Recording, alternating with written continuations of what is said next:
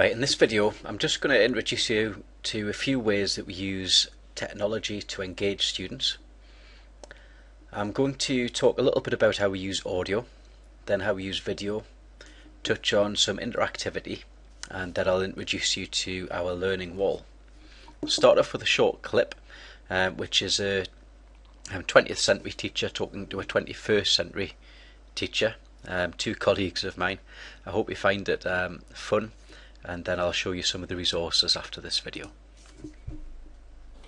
Audio. Oh yes, we use audio. Let me introduce you to the Language Lab. Sit down, shut up and repeat what it says on the tape. Not really learner driven though, is it? Well, I'm not a driving instructor. Well, what about turning those audio tapes into podcasts, then letting the students download them for the bus home? Then they can record their own language podcast for peer assessment. Podcast, peer assessment, you're just making words up. Sit down, shut up and repeat what it says on the tape. A podcast allows the student to create a multi-track audio using music, sound effects and dialogue. They play with it and learn at the same time by giving students the chance to work through their learning at their own pace. Their own pace? I want to get them home by 3:35. I don't want time for their own pace. No, I think sit down, shut up and repeat what it says on the tape works best. 20th Sit century... down, shut up and repeat what it says on the tape. Okay, so there are various ways that we use audio, one of which was described in the video there. Just to give you a little flavour of some of the things that we do. Being able to make things like episodes of The Simpsons where we'll have characters talk about something that is going to be introduced to students. We use music, we have a music bank with various different music clips that teachers have requested. We keep those all in a database so that they can be searched and they can be used for learning activities. Sometimes it'll just be a piece of music which is a certain length of time, and that will be used to time an activity. Sometimes it's something to set a mood, at other times it's something with lyrics that relate to what students are doing in the lesson. I'll just dive in and show you one of these, which is from the Introduction to a Business lesson. Good morning and welcome to A2 Business Studies. I and other business legends will be introducing and explaining your independent study work each week. My name is Richard Branson. You will face challenges this year which are different and unique to those in AS. Okay, so there we've got Richard Branson introducing one of the activities that students will be doing.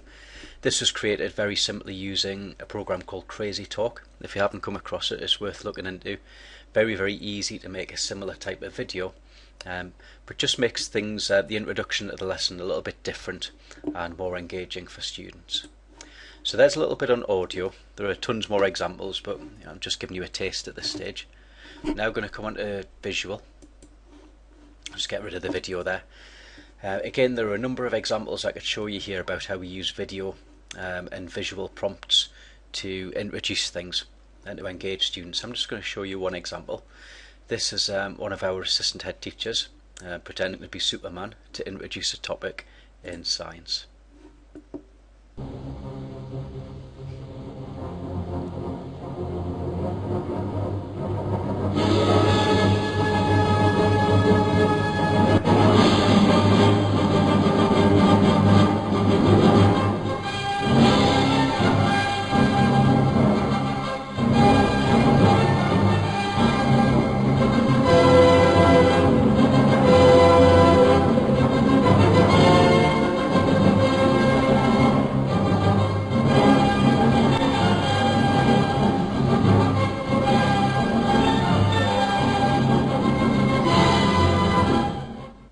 Okay, so I'll leave you with that picture.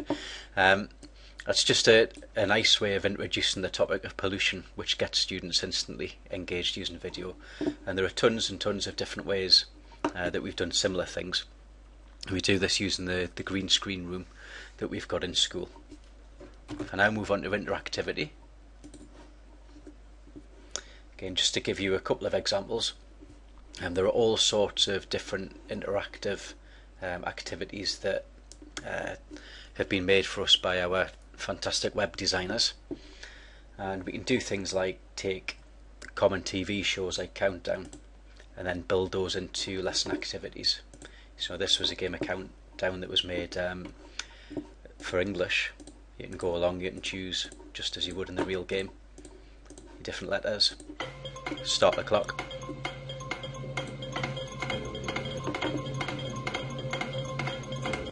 And that can be used to very easily introduce a topic where they've got to think of words based around a topic, or it could be used for any number of things really.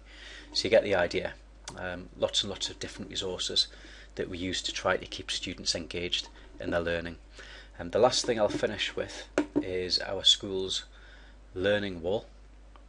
If I just click on our main learning wall here, this just gives students a learning toolkit. So when we're asking them to use something like the 6 thinking hats, they can come on here and they can find out a little bit more about them. They've got tools to help them learn how to develop the 5 R's and improving them. And they've got a whole range of graphic organisers that they can choose from to help them when they're trying to make sense of information.